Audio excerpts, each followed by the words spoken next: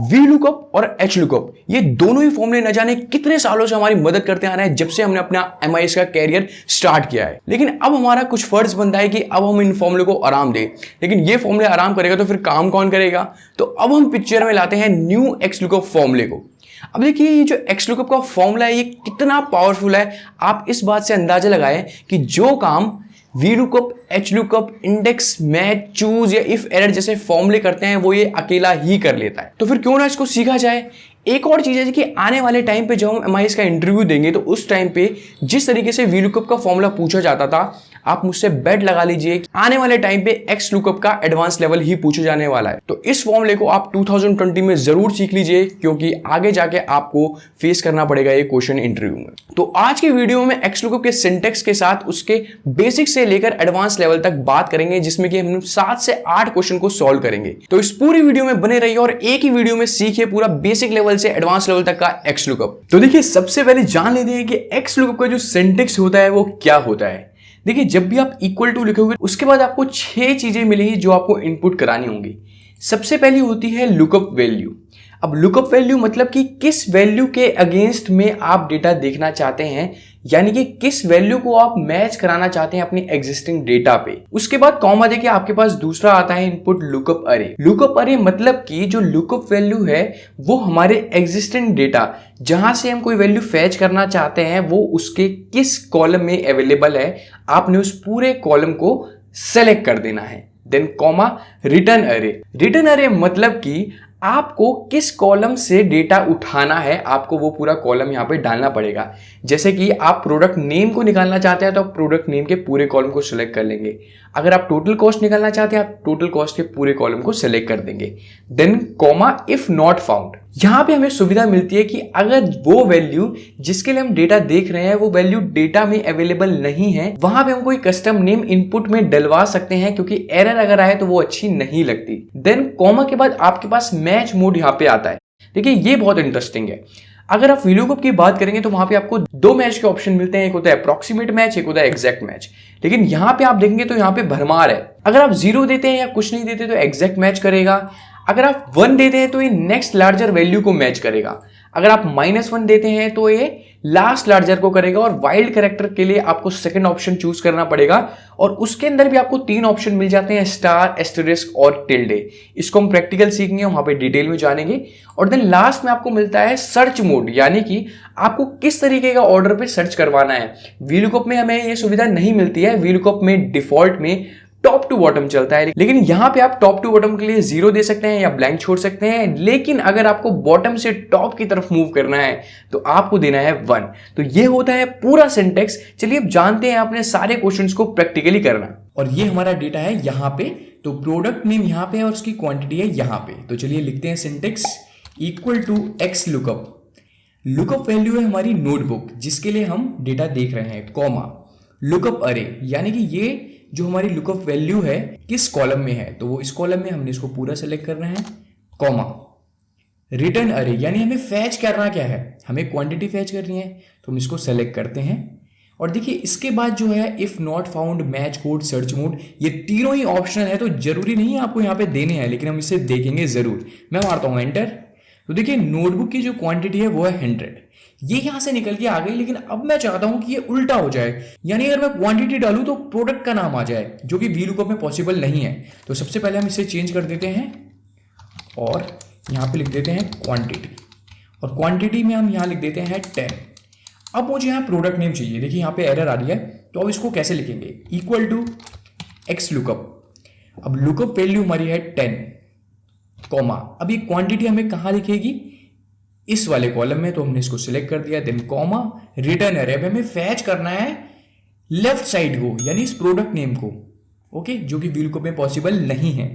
Then हम bracket बंद करके एंटर मारते हैं और देखते हैं क्या हमें आंसर दे रहा है। अजी ये तो आंसर दे रहा है, यानी 10 जो क्वांटिटी है उसके आगे पेंसिल लिखा है।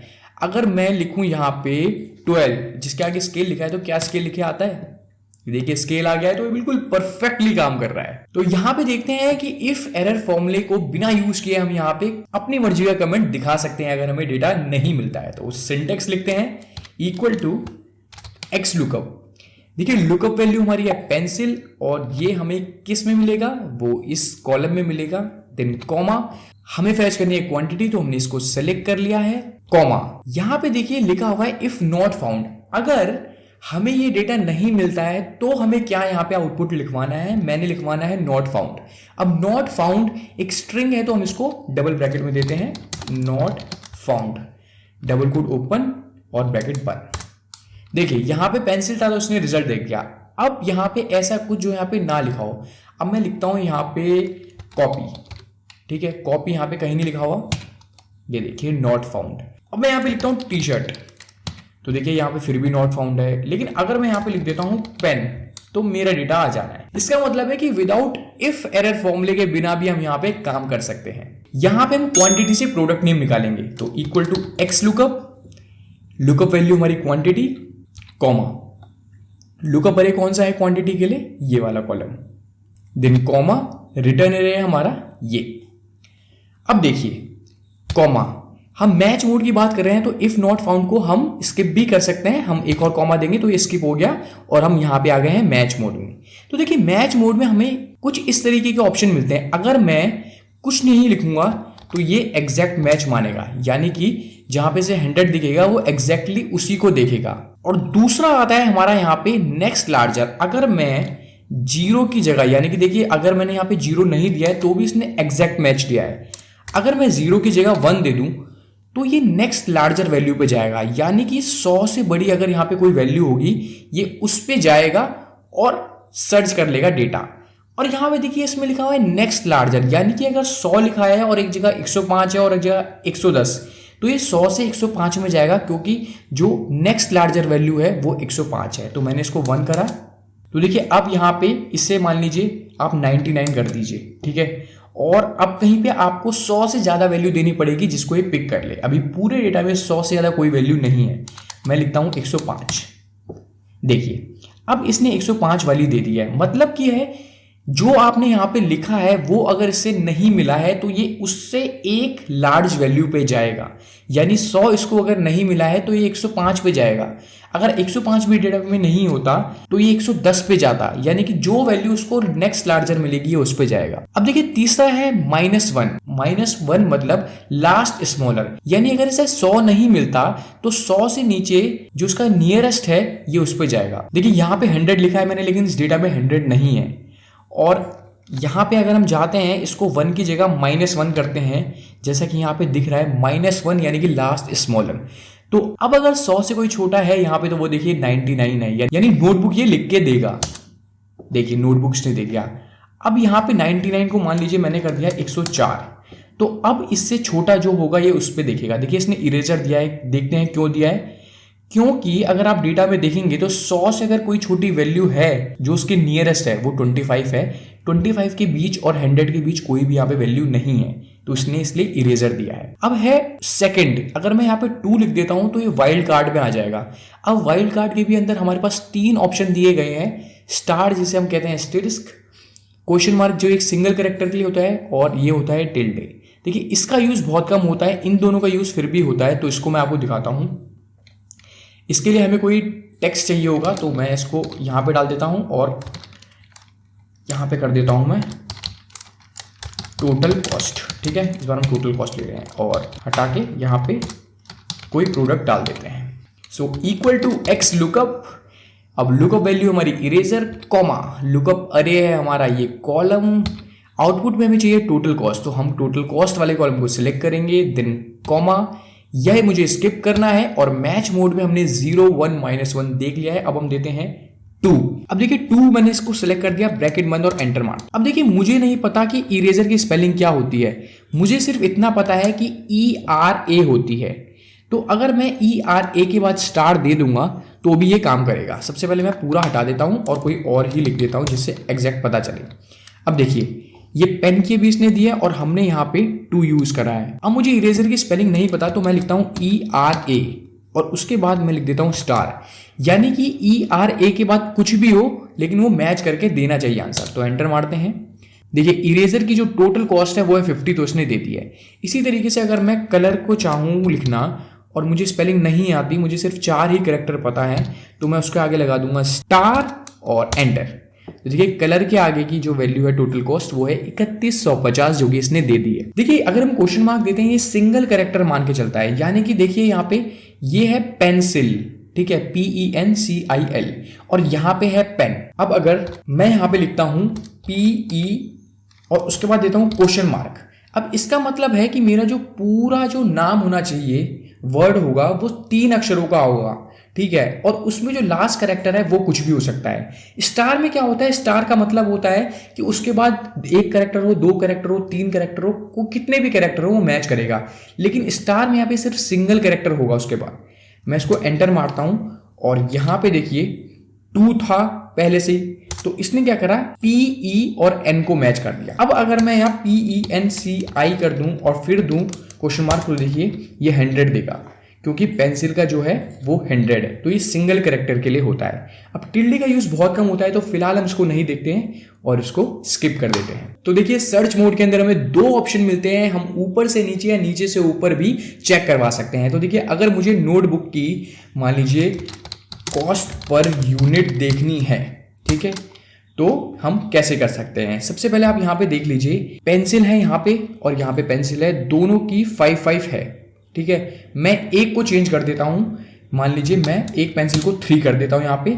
इसी तरीके से देखिए नोटबुक और यहाँ पे नोटबुक है, पहला 20 है और दूसरे भी 20 है, मैं इसको 10 कर देता हूं। तो देखिए सर्च मोड के अंदर हमें मिलते हैं 2 ऑप्शन, टॉप टू बॉटम और bottom to top. Normally default में टॉप टू बॉटम चलता है, लेकिन अगर मैं चाहता हूं कि ये बॉटम से टॉप में चले तो हम -1 लिखेंगे। चलिए अब सिंटेक्स देखते हैं, equal to x lookup, lookup value हमारी नोटबुक है, कॉमा लुकअप अरे हमारा ये कॉलम हो जाएगा, कॉमा रिटर्न अरे, हम रिटर्न में चाहते हैं कॉस्ट पर यूनिट। मैंने इसको सेलेक्ट कर लिया, ये हमें स्किप करना है, इफ नॉट फाउंड भी स्किप करना है, मैच मोड भी हम स्किप करते हैं। हम देखिए सर्च मोड आ रहा है यहाँ पे, सर्च मोड में अगर मैंने 1 दिया है, अभी हम डिफॉल्ट में देख रहे हैं 1, तो हमारा टॉप टू बॉटम चलेगा। अब देखिए नोटबुक 20 आया है, देखिए नोटबुक यहाँ पे 2 है। अगर पहले वाले की बात करें तो इसकी कॉस्ट पर यूनिट वाकई में 20 है, लेकिन अगर मुझे सेकंड वाली नोटबुक का चाहिए, क्योंकि ये डुप्लीकेट वैल्यूज है तो इसने टॉप का दिया है, लेकिन अगर मुझे नीचे से चाहिए तो मेरे को सिर्फ क्या करना है, 1 की जगह -1 करना है। अब जो है ये नीचे से ऊपर की तरफ चलेगा। देखिए अब नोटबुक इसने 10 दे दिया है। इसी तरीके से अगर आप पेंसिल को देखेंगे तो यहाँ पेंसिल 2 है, पहली पेंसिल 5 कॉस्ट पर यूनिट है, दूसरी 3, और अगर मैं इसे पेंसिल लिख देता हूं तो देखिए 3 देगा, जो कि नीचे वाला है। तो इस तरीके से आप सर्च मोड का यूज करके अपना आंसर ला सकते हैं। तो देखिए अब कुछ और एडवांस में आपके लिए बात करता हूं। तो देखिए ये हमारा दूसरा डेटा है, यहाँ पे प्रोडक्ट नेम लिखा हुआ है और यहाँ पे जोन वाइज सेल दे रखी है। मैं चाहता हूं कि मुझे साउथ जोन की पेन की सेल पता चले, जो कि 93,865 है। तो देखते हैं हॉरिजॉन्टली कैसे वर्क करता है। Equal to x lookup, lookup value हमारी साउथ है, कॉमा लुकअप अरे। अब देखिए ये साउथ हमें कहां मिलेगा, इस रेंज में, है ना, ये हमें इस रेंज में मिल रहा है। देन कॉमा रिटर्न अरे है हमारा ये पेन। अब इस पेन के आगे की जो डिटेल है हम इसको सेलेक्ट कर देंगे, क्योंकि इन सारे जोन में से हम इस सेल को ही सिलेक्ट करेंगे। हम ब्रैकेट बंद करते हैं और एंटर मारते हैं। तो देखिए 93,865 जो कि यहाँ पे करेक्ट है। अब देखिए इसको थोड़ा एडवांस करते हैं। यहाँ पे हमने क्या करा, खुद मैनुअली यहाँ पे इस चीज को सेलेक्ट करा है, लेकिन अगर मैं कोई भी नाम यहाँ लिखूं और उसी का आंसर आ जाए तो उसे कैसे कर सकते हैं।